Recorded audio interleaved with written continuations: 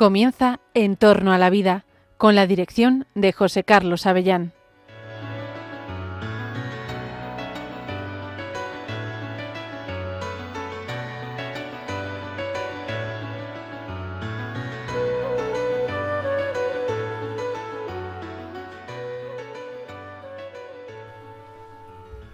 Buenos días, queridos oyentes de Radio María. Os saluda José Carlos Avellán. Te llamo, te escuchas, estamos en contacto desde Radio María en torno a la vida, el programa que viene a hablar de los riesgos científicos, de los éxitos científicos, pero también de los límites éticos que tiene la medicina, las ciencias, las tecnologías. Nos gusta mucho la ciencia, como a ti, nos gusta la tecnología porque ayuda a las personas. Tenemos una lógica esperanza también asociada a lo que las nuevas tecnologías pueden hacer por nosotros en el ámbito de la salud. Pero también, como el ser humano es un ser vulnerable, como somos esencialmente frágiles, ante las cuestiones tecnocientíficas tenemos que tener también un poquito de cuidado y establecer o intentar encontrar cuáles serían los límites de esas actuaciones que hoy por hoy ya podemos hacer sobre la vida humana, sobre el cuerpo humano, etcétera. Por eso me parece que tenemos una ocasión muy grande con este programa para abordar estas cuestiones. Hoy quiero hablaros de unas jornadas que ha habido en Ecuador, en la ciudad de Ibarra. Sí, allí en América. Hemos estado allí un grupo de expertos de bioética en la Pontificia Universidad Católica del Ecuador, hablando sobre vulnerabilidad, sobre eugenesia, sobre transhumanismo, sobre cuestiones bioéticas de primer orden. Yo también he estado ahí y ahora quiero contárselo a Jesús Fran Román y a todos vosotros. Envidia Jesús, me das. Buenos días. Envidia me das de que te hayas ido a Ecuador a las jornadas de bioética iberoamericanas. Que por cierto, vaya despegue, ¿no?, de la bioética iberoamericana muy potente. Sí, la verdad es que sí, se ve una vitalidad enorme, no solo en las universidades católicas, pero en particular en esta Pontificia Universidad Católica del Ecuador, que es una imponente universidad allí, muy creciente y muy buena. Pues allí nos hemos congregado gente de todo el mundo, de diversas nacionalidades, para hablar sobre estos problemas bioéticos. Ha habido muchísimo público, no solamente había estudiantes y profesores, sino que gente que se matriculaba online, más de 700 personas estaban inscritas de manera permanente, más luego el público que asistía físicamente, que ha sido muy impresionante. Y diréis, ¿y de qué habéis ido a hablar allí? Bueno, yo he ido a hablar de la dignidad de la persona, de las claves de la bioética, pero también de un argumento que me parece muy importante, Jesús, y es que muchas veces no nos damos cuenta de que vamos hacia atrás. Sí, lo que parece que todo es progreso, sin embargo a veces parece que estamos volviendo a cosas que creíamos superadas. ¿Tú has oído hablar de la eugenesia? Sí, hemos hablado de la neoeugenesia incluso aquí. Hemos hablado en este programa hace unos meses con algún genetista, ¿verdad?, importante, sobre la eugenesia. Y es que es un tema que a mí me parece recurrente en los temas bioéticos, ¿no? Bueno, en el fondo es la cultura del descarte, ¿no?, que decía, ¿no?, el Papa Francisco, ¿no?, como desechar aquello que no nos gusta y pretender que el hecho de que seamos genéticamente mejores o más sanos, pues somos más dignos solo por eso, ¿no? Sí, pero es que esto de la eugenesia perverso, ¿no?, ahora se aplica desde la genética, ¿no? Seleccionando humanos, potenciando rasgos genéticos. Esto lo hemos hablado aquí en este programa. Pero en realidad esto es bastante antiguo, ¿sabes? Sí. O sea, ha habido muchas culturas que desde tiempos remotos han practicado formas de eugenesia con aceptación, digamos, social más o menos extendida, ¿no? Desde Esparta, la antigua ¿no?, Grecia, ¿no?, efectivamente, desde la antigua Grecia, cuando Platón propuso ya en la República, en su libro, la selección de los papás, de los padres, de los progenitores, con objeto de mejorar la calidad de los ciudadanos, la calidad biológica de los ciudadanos. Y incluso Aristóteles, que relacionaba la procreación con los intereses de la polis, ¿no?, del Estado, de la ciudad. Aunque también te digo que cuando más éxito, probablemente más extensión pudo tener esto de la eugenesia, seleccionar entre humanos para potenciar aquellos rasgos que consideramos mejores o para evitar aquellos aspectos de la biología humana que consideramos que no deberían tener nuestros hijos. Estas son las formas de la eugenesia. Digo que la eugenesia moderna tuvo mucho impulso en el siglo XIX. Sí, porque hubo un tal Francis Galton que fue el que acuñó el término eugenics e incluso promovió un gran movimiento que asoció a grandes intelectuales, filósofos, politólogos, políticos de la época, vinculándolo a eso, a la necesaria, o a la conveniencia, no, a la necesidad de un perfeccionamiento del ser humano. Bueno, este era primo de Darwin, ¿sabes? Entonces, claro, como Darwin, todos los oyentes saben que hablaba de cómo la especie pues va mejorando por selección natural y cómo hay rasgos que se van evitando en función de la mejor adaptabilidad de las especies. Bueno, pues Galton, que no era, estaba en otra onda, pero sí quiso aplicar esos criterios al tema social, al tema de la eugenesia social, o sea, la mejora de la calidad de las poblaciones futuras. Y entendían en aquellos eugenesistas de la época que había que seleccionar a los más aptos, que había que aislar a los portadores de defectos o de desviaciones, etcétera. Y todo esto llega hasta el siglo XX. Y en el periodo de entreguerras, ¿qué pasó? Que vinieron los nazis, que vinieron las experimentaciones salvajes en algunos países europeos también, en Estados Unidos.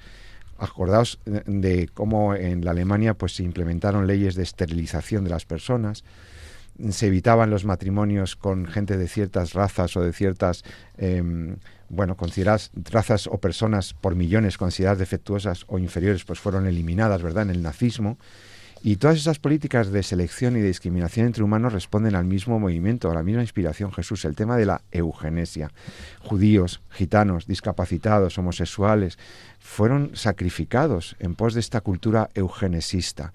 Y bueno, nosotros luego ya cuando llega la Segunda Guerra Mundial y empezamos a hablar de los derechos humanos y empezamos a pensar que no se puede discriminar a la gente, que hay que tratar a las personas con respeto a su dignidad, pues esto quizás se matizó, se moduló, se evitaron estas barbaries bastante, pero bueno, se siguió haciendo cosas pues muy también eugenésicas, ¿no? Si de lo que se trata es que los hijos del futuro sean mejores, pues de momento, por ejemplo, se pactaban certificados médicos prenupciales. O sea, tienes que garantizarme tú, mi cónyuge futura, que tendrás ciertos rasgos y otros no los tendrás, ¿no? Campañas anticonceptivas, todavía la esterilización de las personas con discapacidad es extendido en todo el siglo XX, y bueno, no digamos ya el aborto eugenésico, o sea, abortar a un niño porque tiene defectos génicos o alguna malformación, o ya llegando al límite, pues esa eutanasia social de las personas tratadas como seres incurables o improductivos. En realidad todas estas prácticas, aun cuando persiguen la mejora o un cierto saneamiento social, claramente resultan ética y jurídicamente muy problemáticas. ¿Por qué? Porque vulneran principios como la igualdad, como la justicia, como el respeto a las personas. Y entonces la selección de embriones, en el corazón de sus madres. Sí, está ahí como incluso cómo se valoran antes de ser transferidos y se descartan aquellos que tienen... Eso también es eugenesia. Sí, pura y dura.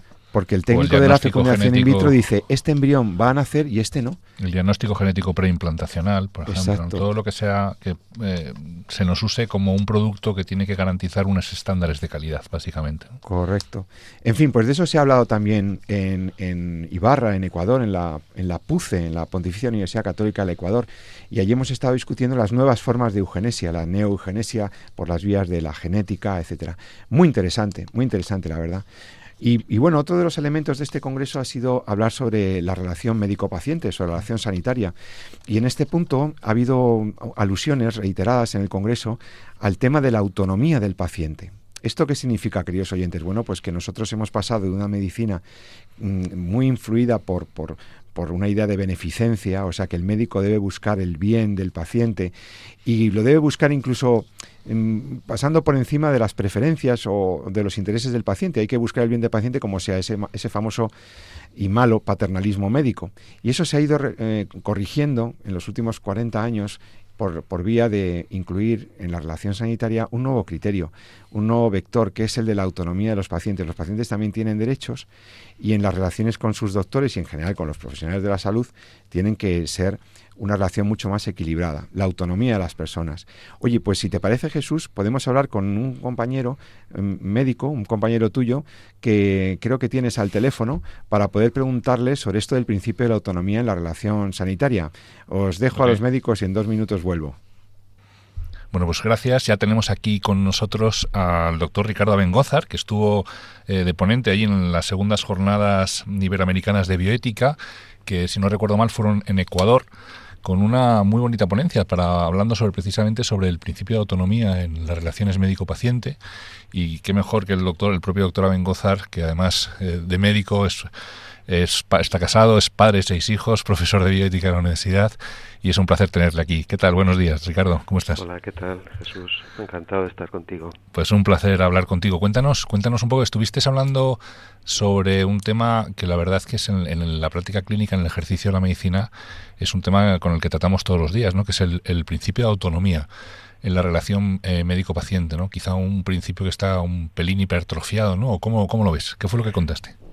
Sí, yo también pienso que está hipertrofiado, o no sé si hipertrofiado o mal comprendido, porque por un lado yo entiendo que el principio de autonomía requiere tratar al paciente como agente autónomo.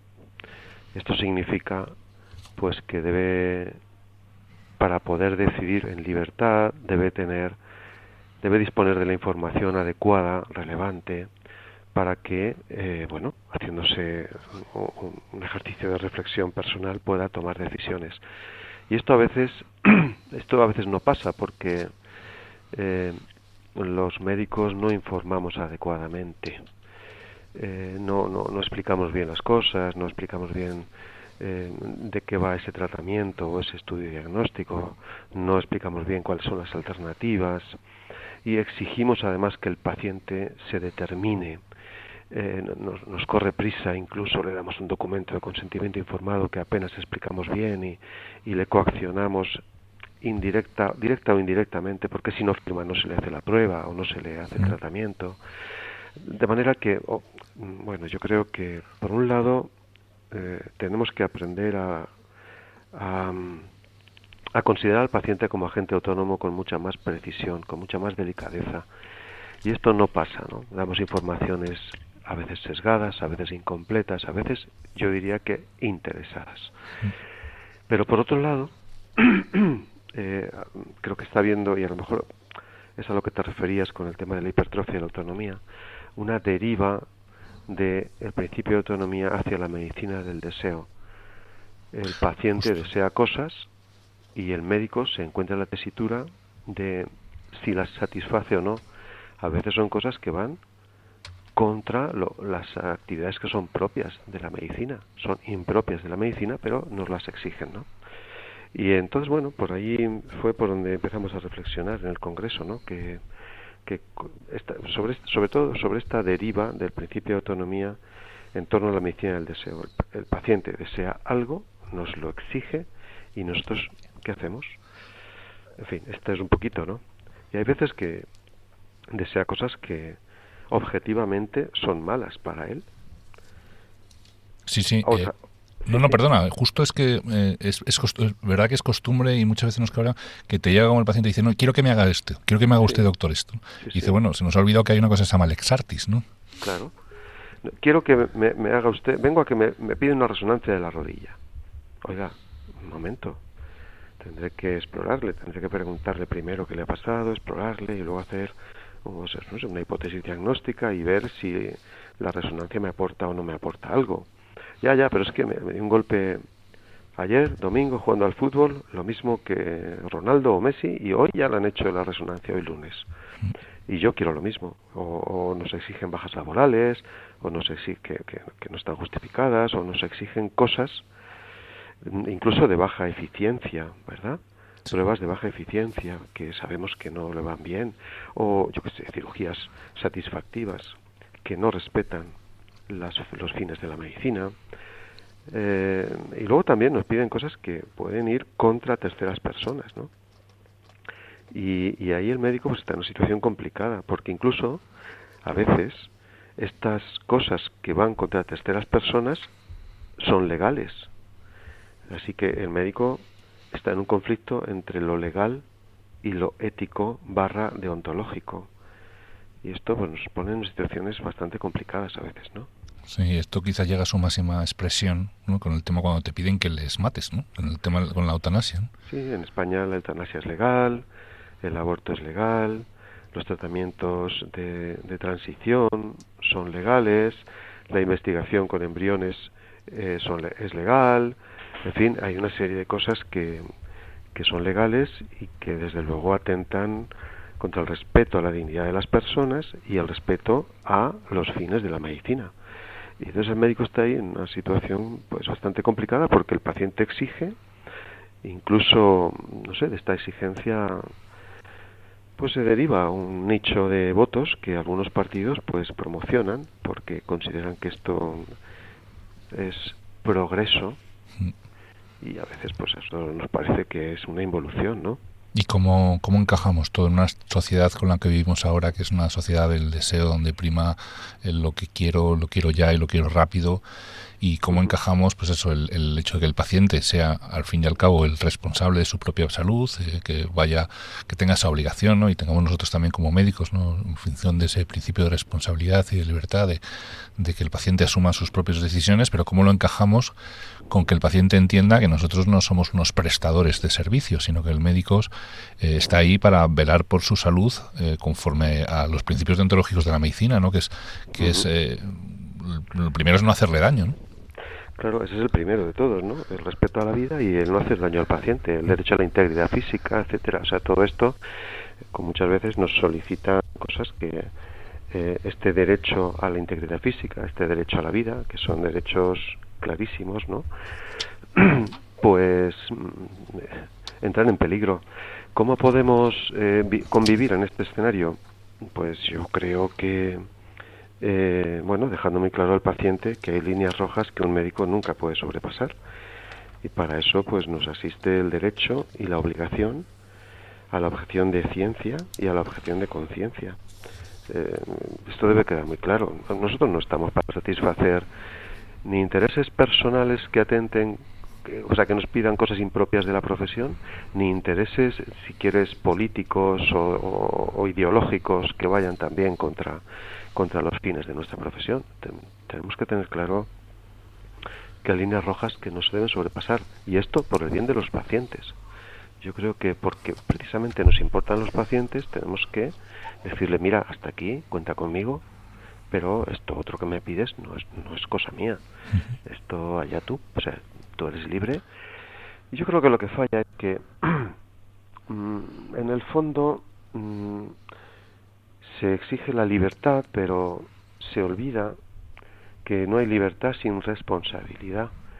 Yo lo veo como las dos caras de la misma moneda. Es una moneda, por un lado la libertad, claro que sí, es muy importante ser libre, pero la libertad no es un principio absoluto, no está por encima, por ejemplo, del derecho a la vida o del respeto a la vida, y por otro lado esa moneda tiene la responsabilidad, el paciente tiene la obligación de cuidarse, y te diría más, tiene la obligación de cuidar a los demás, ¿no? Porque la vida es un bien, no solo individual, sino también social. De eso se deriva pues que cada quien tiene la obligación de cuidarse y de cuidar a los demás.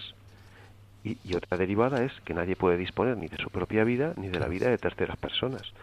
Con lo cual, creo que el tema libertad a solas es un problema, pero cuando la libertad se asocia a responsabilidad, la cosa como que se aclara bastante. Ricardo, me incorporo a la conversación preciosa que tenéis los dos médicos sobre el trato a los pacientes para aludir a otro aspecto. ¿Qué tal?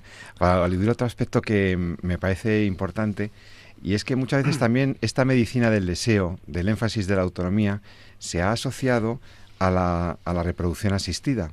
Cuando la gente llega exigiendo y esperando que el Estado satisfaga su derecho al hijo, ¿esto es así? ¿Cómo lo ves? Bueno, hay una exigencia en este sentido, claro. A ver, este es uno de los ejemplos en los que los pacientes nos piden cosas que atentan contra el respeto a la dignidad de terceros. Si te paras a pensar un poquito, te darás cuenta que producir embriones humanos pues tiene una dimensión moral que requiere una reflexión, pero además no solo el producirlos en el laboratorio, sino las consecuencias que de eso se pueden derivar. Cada vez hay más evidencias de que por factores fenotípicos es muy posible que eso explique el aumento de prevalencia de algunos trastornos o enfermedades en los niños que han sido, digamos, producidos in vitro, ¿verdad? Pero es que además del número de embriones producidos se implantan, según la legislación española, máximo 3, y el resto, ¿qué hacemos? ¿Quién decide qué embrión se implanta y qué embrión pasa a un congelador o directamente se tira a la basura? ¿Quién decide esto?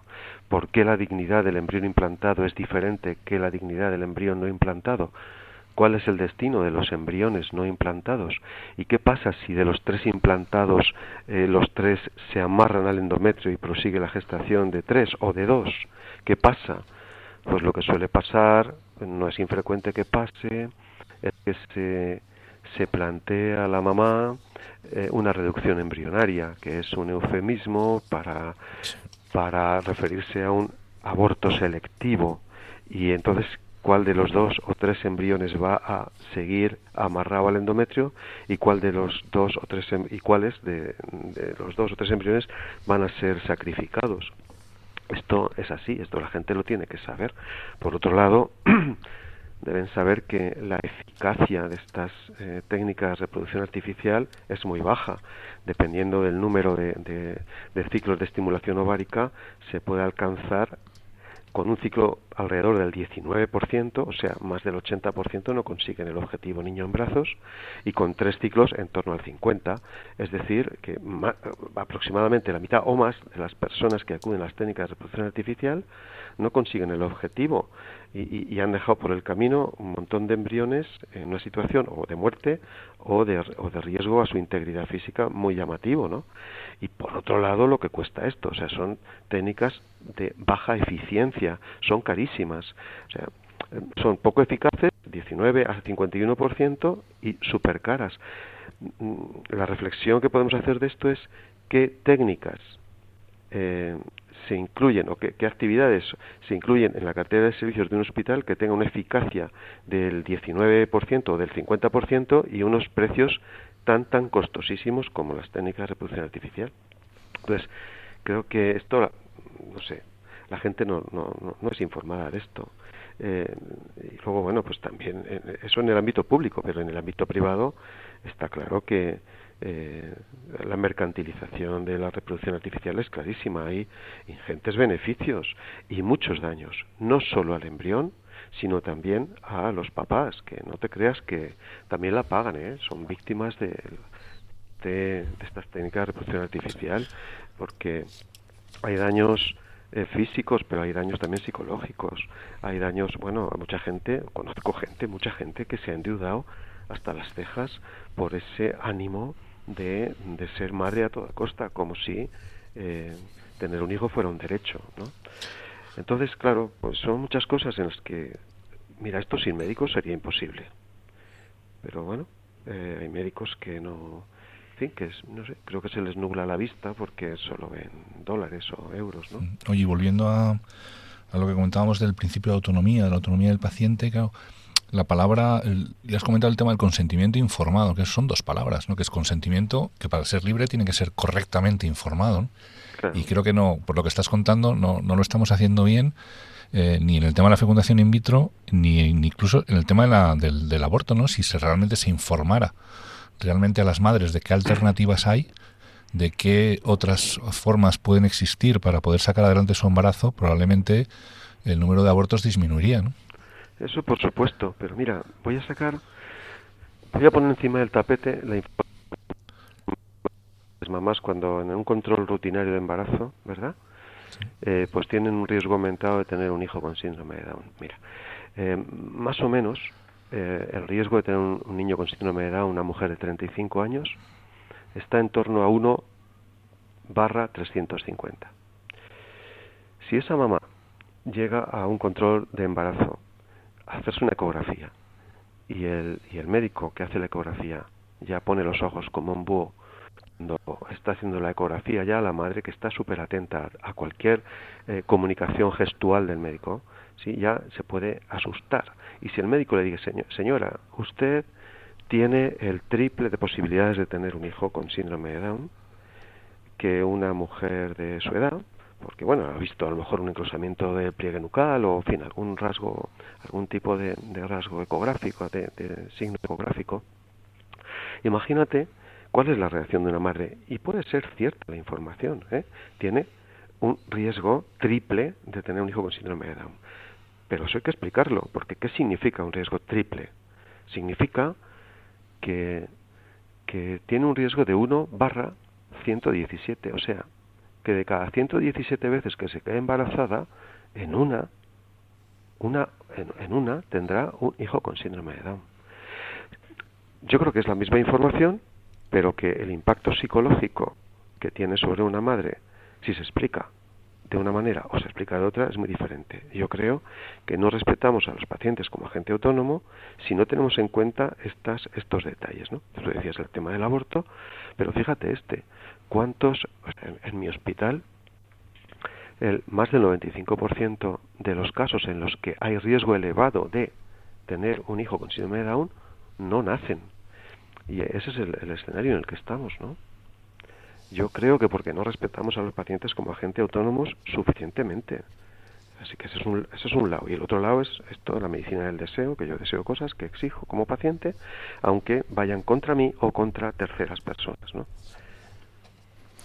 Pues a mí me ha quedado muy claro. Muchas gracias, Ricardo. Ciertamente esto de la medicina del deseo ha tenido éxito pues por ese énfasis en la autonomía, y porque, como tú bien decías, hay médicos que están dispuestos a amparar o a hacer viables estas situaciones. Es importante, como tú bien has dicho, respetar al paciente, y respetarle empieza por darle toda la información. Respetarle significa pues hacerle ver que es una medicina de medios, que no es de resultados, hacerle ver que no tiene derecho al hijo, y que los hijos que están generándose en in vitro pues son sus hijos, y toda esta información pues médicos honestos lo hacen. Otros quizá dicen una parte de la información nada más. En todo caso, Ricardo, tú nos has demostrado con tu claridad la sensibilidad que puede tener un médico, la sensibilidad ética que debe tener un médico, y te agradecemos mucho este rato que has pasado con nosotros. Ahora tendrás que volver a tu actividad clínica por allí en las tierras de Castilla-La Mancha, pero hemos visto pues eso, a un alergólogo y gran bioeticista que nos ha ilustrado sobre esto de la autonomía en la relación sanitaria.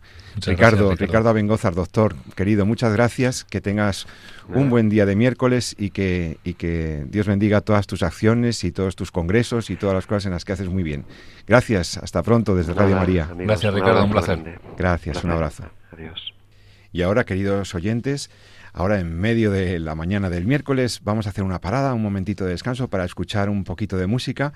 Nada, un par de minutos, porque enseguida vamos a estar con un tema interesantísimo de la bioética, que también hemos tratado en estas jornadas iberoamericanas de bioética en Ecuador. Un tema de extrema actualidad, el tema de la neuroética y los neuroderechos, y lo que pasa con el cerebro, y cómo es posible que ahora puedan registrarse no solamente imágenes de nuestro cerebro, sino también acaso nuestros pensamientos, nuestros datos, nuestras memorias, nuestros sueños. ¿Y eso está bien? ¿Queremos que entren tanto hasta nuestro cerebro? ¿Habrá algún límite a esto? Vamos a hablar con algún experto de este tema tan apasionante. Escuchemos un poquito de música y enseguida estamos contigo aquí, en Radio María, en Entorno a la Vida.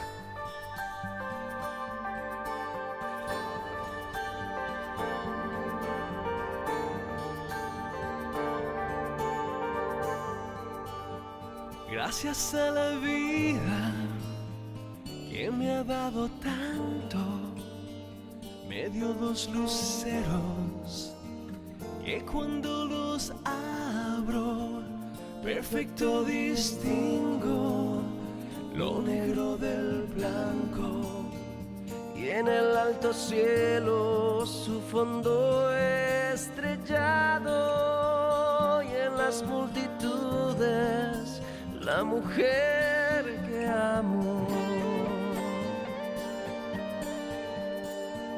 Gracias a la vida que me ha dado tanto, me ha dado el sonido y el abecedario con él las palabras que pienso y declaro.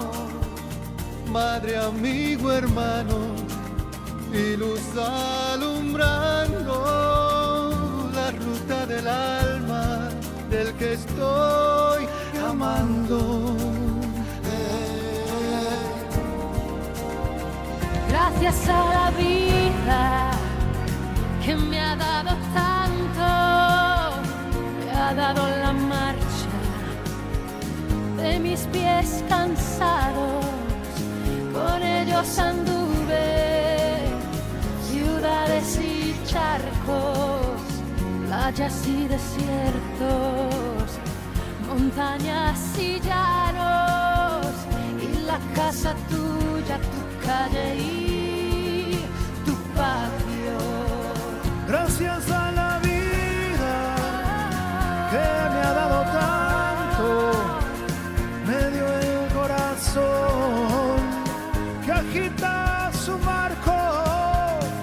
Cuando miro el fruto del cerebro humano, cuando miro al bueno tan lejos del malo. Bueno, queridos oyentes, y después de escuchar esta canción, esta música nos pone perfectamente en disposición de seguir hablando de cosas muy interesantes. Estás escuchando Radio María, En torno a la vida, con el doctor Jesús San Román y yo mismo, José Carlos Avellán, hablándote sobre eugenesia, sobre autonomía, todas las cosas de la bioética que tanto nos interesan. Pero antes de la pausa musical, antes justo de parar este momentico, hemos tenido... Bueno, te he anunciado que tendríamos oportunidad de hablar de otro tema, de estas cosas que se hablan en la bioética, que se ha hablado en las jornadas de bioética iberoamericanas en Ecuador. Y allí nos hemos encontrado, como os decía, expertos de diversas, diversas especialidades científicas, pero todos unidos por el esfuerzo por hacer buena bioética alrededor de los avances científicos y tecnológicos. Y te decía que hay un tema que está muy, muy de moda, como una tecnología emergente, una tecnología verdaderamente llamativa, que es todo lo que tiene que ver con el cerebro. ¿Te acuerdas que hemos dicho que íbamos a hablar sobre los límites éticos de nuestras intervenciones sobre la actividad neuronal y sobre el cerebro en particular? Y para ello resulta que tenemos la suerte de poder hablar por teléfono. Desde Roma tenemos al teléfono nada menos que a Alberto Carrara. Alberto Carrara, sacerdote católico, legionario de Cristo, experto en estas cuestiones de bioética, porque es doctor en filosofía, doctor en biotecnología médica, director del grupo de neurobioética y decano de la Facultad de Filosofía del Ateneo Pontificio Regina Apostolorum de Roma. O es decir, un médico experto en biotecnología, que, hombre, tiene encima la carrera de teología, pero que está hablando por todo el mundo sobre neuroética. Padre Carrara, profesor Alberto, buenos días desde Madrid. Muy buenos días desde Roma, un saludo. Muchas gracias, padre, por atendernos. Como experto en neuroética, ha sido invitado, ha estado allí con nosotros también en las jornadas en Ecuador, las jornadas bioéticas de la PUCE, y allí le hemos escuchado hablar sobre lo que se puede hacer con los cerebros y en todos los accesos y las formas y cómo eso requiere un control moral, un control ético. Esto de la neuroética, ¿en cuáles están los rasgos más importantes o los elementos que tenemos que tener en cuenta o que están ustedes tomando en cuenta para hablar de neuroética? Bueno, buenos días. Y bueno, primero tenemos que definir qué es la neuroética, porque es un neologismo muy raro, ¿no? Asociar neurociencias con la ética, ¿no? Podríamos definir así que la neuroética hoy se considera como una reflexión sistemática e informada acerca de las neurociencias, es decir, de todas esas disciplinas que tienen como objeto material de estudio el cerebro, pero también el sistema nervioso, ¿no? No hay que no tener en consideración que el cerebro es simplemente una parte, un subsistema de un sistema más complejo que radica en el cuerpo humano, que es el sistema nervioso. Eso es muy importante porque hoy la gran pregunta es si yo soy más que mi cerebro. Y esa es la gran pregunta de fondo cuando abordamos de estos temas. El cerebro es como un protagonista de nuestra contemporaneidad. Muchos han escrito, han hablado, y varias personas también identifican varios rasgos del ser humano, o todos los rasgos del ser humano, dentro de ese maravilloso órgano que es el cerebro humano. Algunos dicen el cerebro ve, el cerebro siente, inclusive hay algunos neurólogos por allí también en España, que escribe Dios está en el cerebro.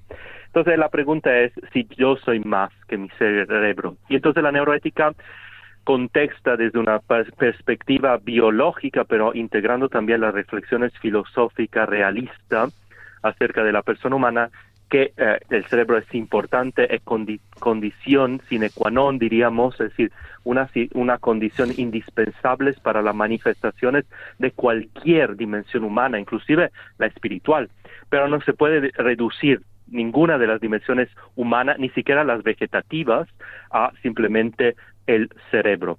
Entonces la neuroética es la reflexión sistemática informada acerca de la neurociencia, pero también acerca de las interpretaciones acerca de la neurociencia, porque yo puedo considerar el cerebro con varios o muchos modelos de interpretación. Un modelo mecanicista que ve el cerebro como un reloj o como un complejo sistema mecánico, o puedo ver el cerebro como un sistema funcionalista, o puedo verlo como un sistema emergentista. Entonces la conciencia surgiría como del hidrógeno, el oxígeno, surge una nueva sustancia que llamamos el agua, con propiedades muy distintas de los dos gases, hidrógeno y oxígeno. Así, algunos dicen, la combinación de neuronas daría origen, ¿no? La complejidad de las neuronas darían origen a la conciencia humana. Bueno, esta es una visión muy reduccionista. Hoy también en la neuroética contemporánea tenemos un modelo más cercano, porque cualquier modelo es una reducción, una simplificación de la realidad. Un modelo más cercano que hoy se tiene en cuenta es el modelo organísmico, es decir, el cerebro humano es un subsistema orgánico, y eso es la realidad de un sistema más complejo que es el sistema nervioso, que radica en toda la corporidad. Y hoy en día entonces la neuroética es una perspectiva que puede ayudar a analizarnos y autodefinirnos más desde una perspectiva de la neurociencia. La neuroética tiene dos vertientes: la ética de la neurociencia y la neurociencia de la ética. Entonces, típicos ejemplos de ética de neurociencia podría ser: yo tengo un paciente en estado vegetativo y quiero despertarle, obviamente, y entonces tengo una hipótesis que alguna parte dañada de su cerebro podría ser, por ejemplo, pongamos la amígdala, una parte de la amígdala, que es una parte interna al cerebro. Bueno, una hipótesis podría ser bombardear esa parte del cerebro con ultrasonidos. Esto lo hace en California, en la Universidad de California, un amigo mío, Martin Monti. Bueno, obviamente si yo planteo esta hipótesis, un comité ético tiene que evaluarla, porque el paciente obviamente no es consciente, no puede darme el consentimiento informado. Eso sería un típico caso de ética de la neurociencia, es decir, tengo que ver si la hipótesis es plausible, si hay estudios. Antes de aplicarlo al ser humano, tengo que ver si hay modelos animales, etcétera, porque efectivamente no puedo experimentar directamente sobre un ser humano, además neurovulnerable como un paciente en estado vegetativo, sin su consentimiento informado, sin también tener razones científicas, neurocientíficas válidas para aplicarle, por ejemplo, bombardear una parte de su cerebro con ultrasonidos. Ese es un caso de ética de la neurociencia. ¿Qué es la otra vertiente? La neurociencia de la ética. Entonces, la neurociencia de la ética son hoy la redefinición a través de la neurociencia, de los datos neurocientíficos, de todas las dimensiones humanas, por ejemplo, la conciencia, el libre albedrío, las emociones, no para reducirlas, sino para integrarlas. Es decir, cómo desde la perspectiva neurocientífica hoy abordamos los grandes ejes antropológicos como la conciencia humana. Y entonces, ¿cuáles serían las bases neurofisiológicas, lo que llamaríamos los correlatos neurológicos o neurocientíficos de la conciencia, ¿no? O, por ejemplo, del libre albedrío, porque tenemos varios estudios donde desde el 1965 se ve cómo nuestro cerebro se preactiva antes que uno empiece a ser consciente de tomar una cierta decisión muy mecánica. Esto me interesa mucho, perdone, experimentos... profesor Carrara, esto me interesa Sí. muchísimo porque, claro, yo Claro. recuerdo los experimentos de Benjamin Libet y aquellas Benjamin mediciones, Libet, efectivamente. esas mediciones que hacía él, un científico, ¿verdad?, sobre el tiempo que hay desde que el cerebro activa una funcionalidad, ¿no? Se pone en marcha algo y que el tiempo en que nosotros somos conscientes de que estamos haciendo eso que queríamos hacer. Y entonces, claro, si puede haber 3, 4, 5 segundos entre medias, podíamos llegar a pensar que en realidad yo no soy el que hacía esa cosa, sino quien puso en marcha mi mano para moverse o lo que sea, no fui yo, que fue mi cerebro, porque si yo me di cuenta de que lo estaba haciendo 5 segundos más tarde, entonces ¿quién actúa? Sí. Entonces eso nos puede hacer dudar de que realmente quienes actuamos somos nosotros. Es nuestro cerebro el que hace todo y entonces ¿y cómo queda la libertad? Porque si no hay libertad no hay ética y ¿cómo queda el derecho si no hay libertad? Todo eso nos pone muy nerviosos, nos deja en un escenario muy complicado. Entonces ¿cómo se puede resolver esto? Ahí yo soy mi cerebro el que actúa. ¿Quién actúa aquí? Exacto, bueno, léase mi artículo desde hace muchos años en la revista Eclesia, que pueden inclusive descargar. Lo he leído. En español. Y bueno, entonces, básicamente es un tema muy apasionante, muy complejo también, porque hay que hacer muchas distinciones. Pero bueno, hay autores como el padre de la neuropsicología contemporánea, Michael Gazzaniga, que afirma esto. Inclusive él dice... definió una área del cerebro del hemisferio izquierdo que sería el intérprete y sería el encargado de tomar las decisiones por nosotros y después darnos la ilusión, dice él, de ser seres agentes libres. Bueno, obviamente esto es un primer error filosófico que se llama antropomorfismo, es decir, yo atribuyo a una parte del todo, y esta parte del todo es una parte del cerebro, las atribuciones que efectivamente son del todo, es decir, de toda la persona humana. Persona humana que no se puede reducir ni siquiera a su cuerpo. Somos más inclusive de nuestro cuerpo. Y esto lo prueba también el desarrollo de nuestra mente. Nuestra mente humana se desarrolla inclusive en interacciones con nuestro ambiente. Somos B&B, no bed and breakfast, digo yo, sino biología y biografía, ¿no? Siempre se lo digo a mis estudiantes, no somos bed and breakfast, B&B, somos biología y biografía. Entonces, claro, es una ilusión pensar que una parte material, biológico, ¿no? Tenga las características que atribuimos o siempre hemos atribuido al ser humano en todo. Claro, esos experimentos que nos dice, una cosa muy importante, nos dice que hay toda una vida inconsciente que nos predetermina o precondiciona, mejor dicho, no es un determinismo, es un condicionamiento. Somos seres condicionados por muchos factores, ambientales, sociales, culturales, del lenguaje, inclusive desde el aspecto biológico. Entonces, el hecho que Benjamin Libet, que toma los resultados de un grupo alemán del 1965, efectivamente, que nuestro cerebro se preactiva antes de la toma de decisión. Obviamente, la toma de decisión es muy sencilla porque no son las grandes cuestiones del libre albedrío la que analizan Benjamin Libet por muchísimos años, hoy en día Patrick Haggard, su grupo con la resonancia magnética funcional. Son ejemplos muy sencillos de decidir, entre comillas, de mover un dedo de la mano derecha o izquierda, inclusive sumar o sustraer números. Pero obviamente, si vamos a la pregunta filosófica más profunda, podríamos preguntarnos, ¿son estas realmente las cuestiones que ponen eje el libre albedrío? Pues yo creo que no, porque nuestra libertad y nuestra voluntad libre se juega en las acciones performantes, es decir, que transforma nuestra vida.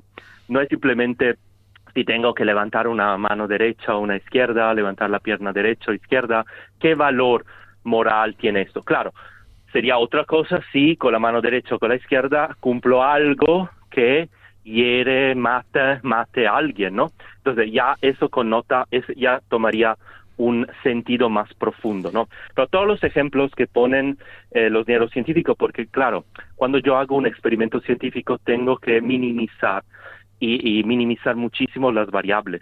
Entonces, un un acto humano deliberado y voluntario y libre es súper complejo. Es súper complejo y es casi imposible reproducir en laboratorio, a través también de la neurotecnología como la resonancia magnética funcional, un escenario real de un acto voluntario, deliberado, libre del ser humano. Pero entonces claro, profesor, para ejemplos... ver si lo hemos entendido, perdone que le corte. Entonces, sí, aunque hay un soporte material y hay unos sí, precondicionantes cuando nosotros sí, decidimos mover el dedo o cerrar los ojos o pensar en algo, aunque hay un precondicionante y hay un soporte material, no dejamos de ser nosotros, con todo nuestro ser, los que estamos queriendo hacer algo. Es decir, efectivamente. eso no anula la libertad. El hecho de que haya un No. cerebro que va muy rápido antes No. de que nosotros nos demos cuenta, en realidad somos nosotros, porque nosotros somos también cerebrales en ese sentido, digámoslo entre comillas, ¿no? Exacto. Es decir, sería, para decirlo en términos también, para que nos entendamos, es la parte inconsciente de nuestra alma que preactiva y predispone mi cuerpo total, inclusive mi cerebro, a la posibilidad de una acción. Entonces el alma consciente, la parte consciente de mi alma, que toma las decisiones. Claro, hay toda una preactivación que es la condición de posibilidad para que yo después pueda hacer un acto voluntario libre. Y obviamente nuestros actos voluntarios libres no son todos los actos que cumplo en el día, ¿no?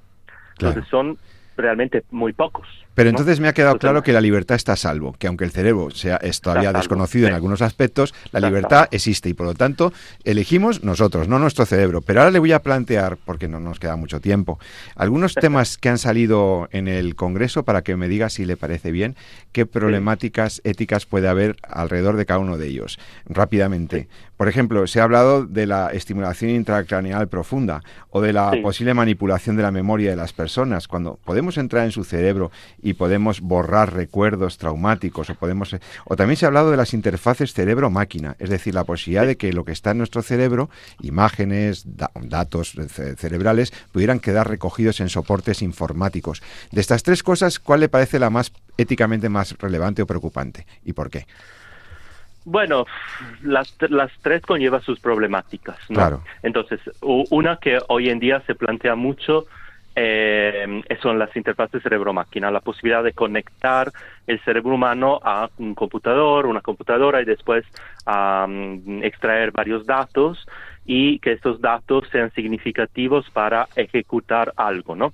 Bueno, las primeras interfaces cerebro-máquina en animales, en la final de los años 90, primer caso humano de interconexión entre un cerebro humano verdadero y un brazo robótico que ejecutaba lo que el sujeto, en este caso se llamaba John Sherman, quería mover su mano que no podía mover por razones de patología neurodegenerativa.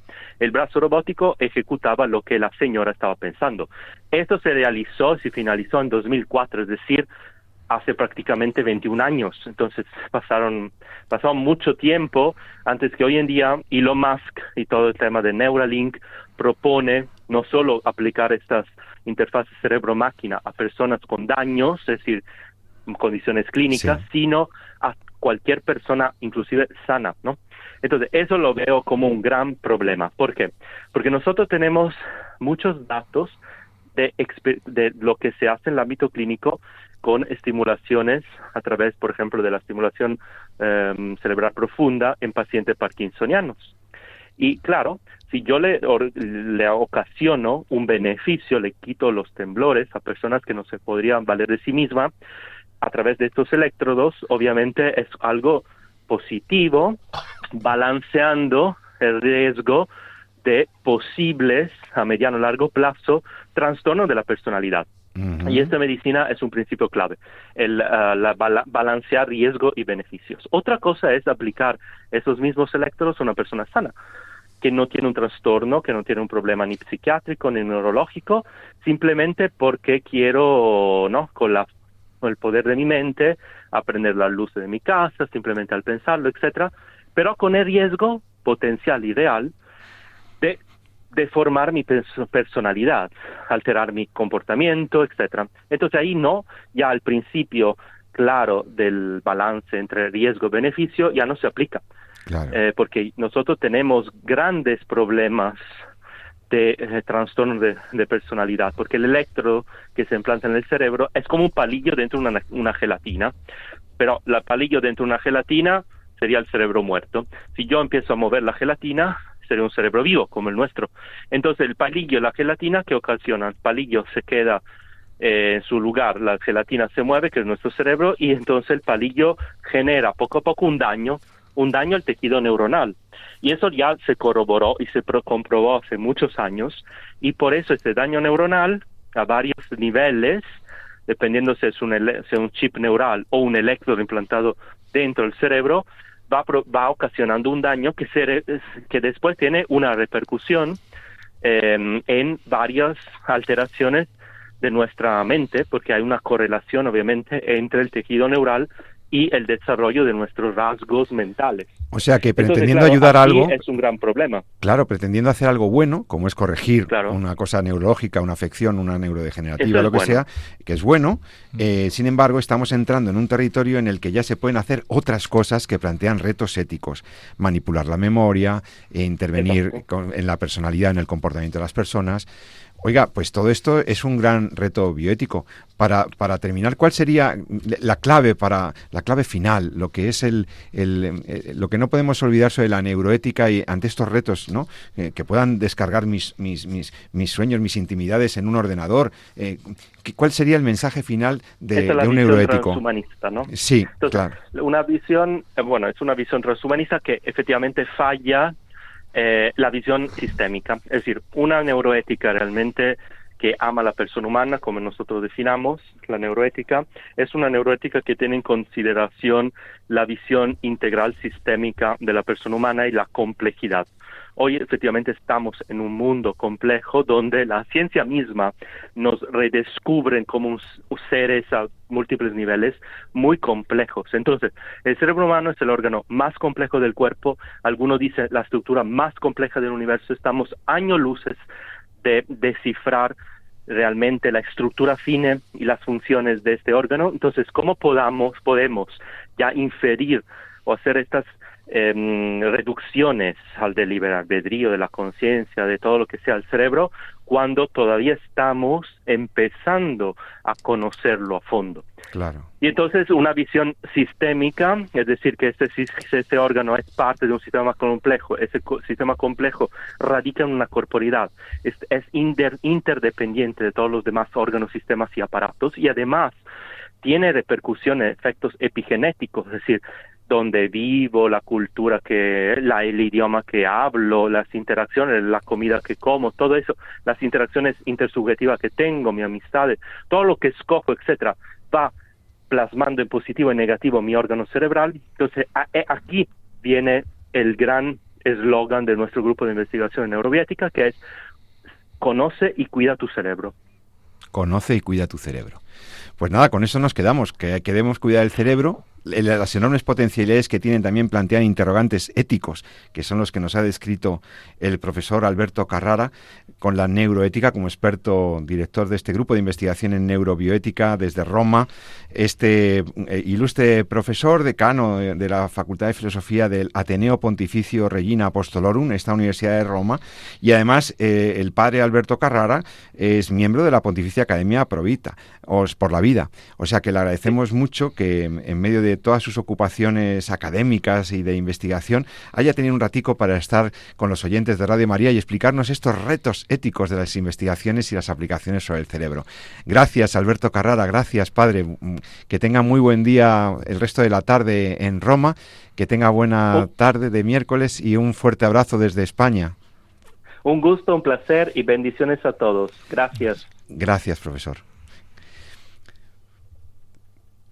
Bueno, pues después de esta impresionante, interesantísima entrevista que nos deja con ganas de preguntarle muchas más cosas al profesor Alberto Carrara, pues tenemos que cerrar nuestro programa, Jesús. Ha sido un programa muy intenso, con muchos contenidos, ¿verdad? Hemos hablado de autonomía, hemos hablado de eugenesia, hemos hablado de neuroética, y me quedo con esto de crecer en el conocimiento del cerebro, para tener cuidado de las personas, ¿no? De cuidado con el cerebro. Sí, es bonito ver cómo la neurociencia nos vuelve a decir que somos espíritus encarnados, ¿no? Exacto, que hay libertad, que el cerebro está ahí, pero seguimos siendo nosotros los que hacemos las cosas y somos responsables ante Dios, lo primero, ante los hombres y después ante nosotros mismos de nuestros actos libres y voluntarios. También nuestro cerebro sirve a nuestra voluntariedad. Bueno, pues me parece fascinante esto de la conciencia y el cerebro. A ver si otro día lo volvemos a tratar. Queridos oyentes, espero que te hayan interesado mucho estas reflexiones y que podamos reencontrarnos de nuevo dentro de 14 días, si Dios así lo permite, aquí con el doctor Jesús San Román y con José Carlos Avellán, que se despide de ti recordándote lo que siempre te recomendamos. Ama la vida y defiéndela. Hasta pronto, muchas gracias.